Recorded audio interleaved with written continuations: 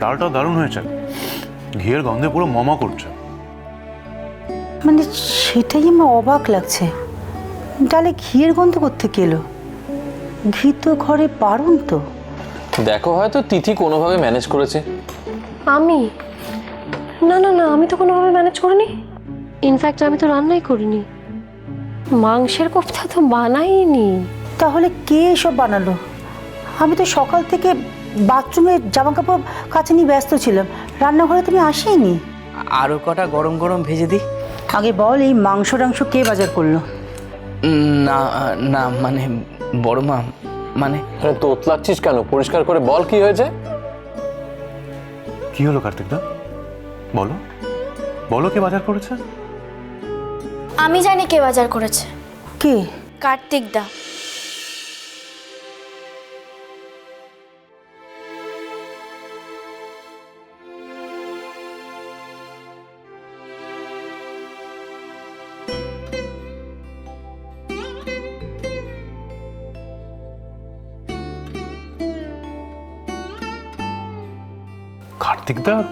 কার্তিক দা তো রোজই বাজার করে। সে তো করেই, কিন্তু এত টাকা কি করে পেলো যে এই সব বাজার করার জন্য?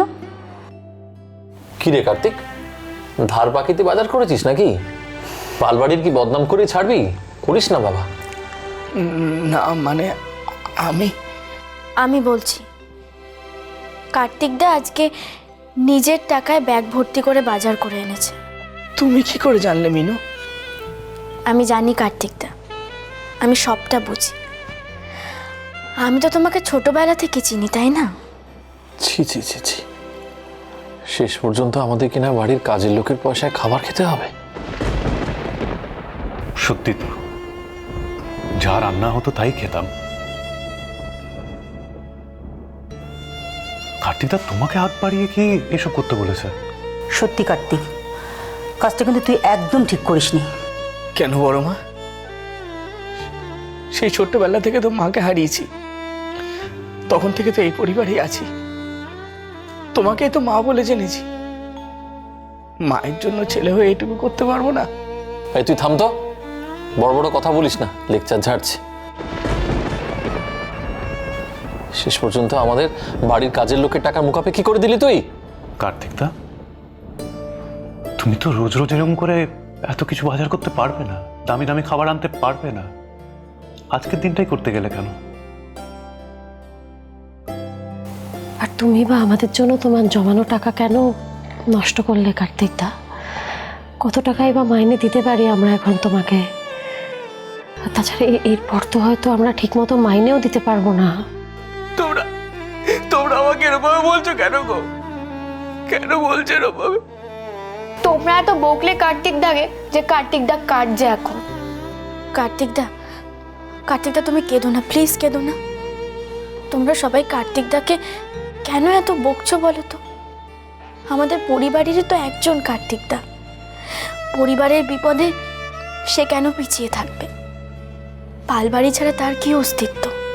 ঠিক বলেছ মিনু। এই পালবাড়ি ছাড়া তো আমার কোনো অস্তিত্ব নেই গো। এই পালবাড়ি ছাড়া আমার কোনো অস্তিত্ব নেই। সে কি রে কার্তিক, তুই তো আমাদেরই একজন, কিন্তু কাজটা করার আগে একবার আমাদের বলতে পারতিস। বললে তো তোমরা আমাকে করতে দিতে না গো। আচ্ছা ঠিক আছে, আর কাঁদিস না, এবার চোখটা মুছ। তাহলে আমরা এটাই ধরে নিই, আজ কার্তিক দা আমাদেরকে ট্রিট দিল।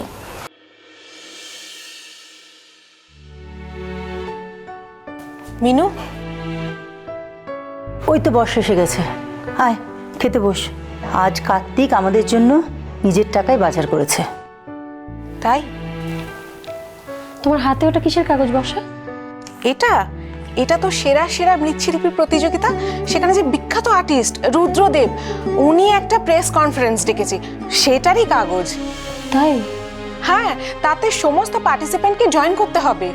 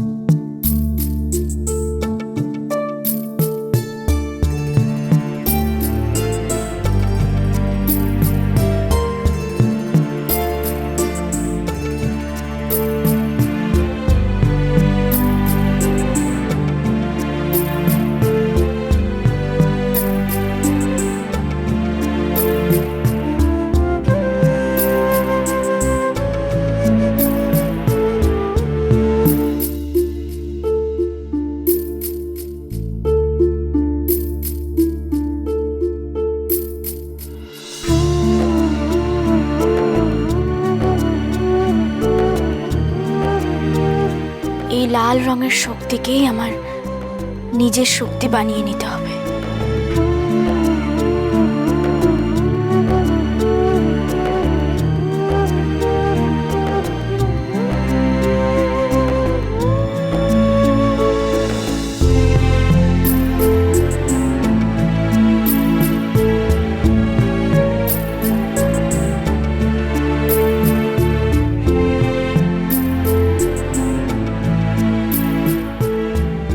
রাধা মাধব, সামনে সেরা সেরা মৃৎশিল্পী প্রতিযোগিতা। তুমি আমার সাথে থেকো রাধা মাধব, আমার সাথে থেকো।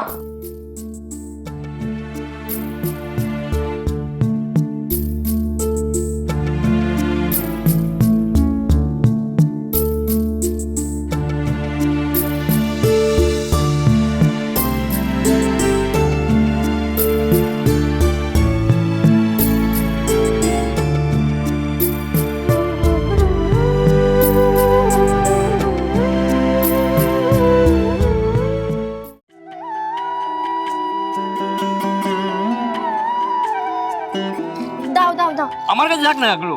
আরে বাবা আমি পারবো, দাও। বলছি যে শোনো না, মা সরস্বতীর মূর্তিগুলো সব রং শুরু হয়েছে তো? হ্যাঁ, আর চোখ তো তুমি আঁকবে। আজকের মধ্যে সব চোখ এঁকে ফেলতে হবে, এরপরে তো আবার মার্কেটে পাঠাতেও হবে।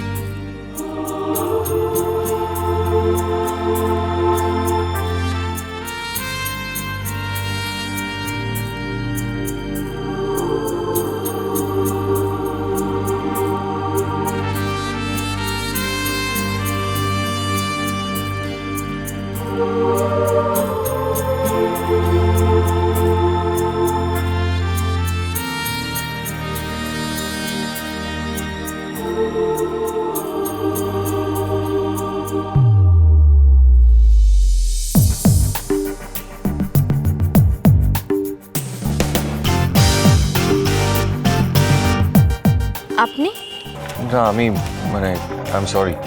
আপনি মানে সরি? ও, তাহলে এক্ষুনি আপনি আমায় ধাক্কা দিলেন? হ্যাঁ মানে আমি আচ্ছা, গাড়ি নিয়ে বেরিয়েছেন বলে নিজেকে কি ভাবছেন? একটা গাড়ি হাতে পেয়ে গেলেন, অমনি নিজেকে হিরো ভাবতে শুরু করলেন। ভাবছেন যে এরোপ্লেন চালাচ্ছেন। আরে বাবা, এরোপ্লেন আমি চালাতেই পারি না। কিন্তু আপনি ভাবেন আপনি এরোপ্লেন চালাতে পারেন, না হলে এত স্পিডে কেন গাড়ি চালাচ্ছিলেন? দেখুন মানে আমি কি মানে করছেন? আপনি জানেন না এটা একটা সরু রাস্তা, এখানে 20 কিলোমিটারের বেশি স্পিডে গাড়ি চালাতে নেই। ঠিক আছে, আপনার লাগেনি তো? আমাকে নিয়ে আপনাকে অত ভাবতে হবে না। ধাক্কা দিয়ে তো আমার সব জিনিসগুলোই ফেলে দিলেন। এই ব্যাম্বু স্টিকগুলো নিয়ে আপনি এত চিন্তিত কেন বলুন তো? কি ব্যাম্বু স্টিক? আপনি বিদেশ থেকে এসেছেন তাই না? হ্যাঁ, আই এম ফ্রম প্যারিস। বাজলো তো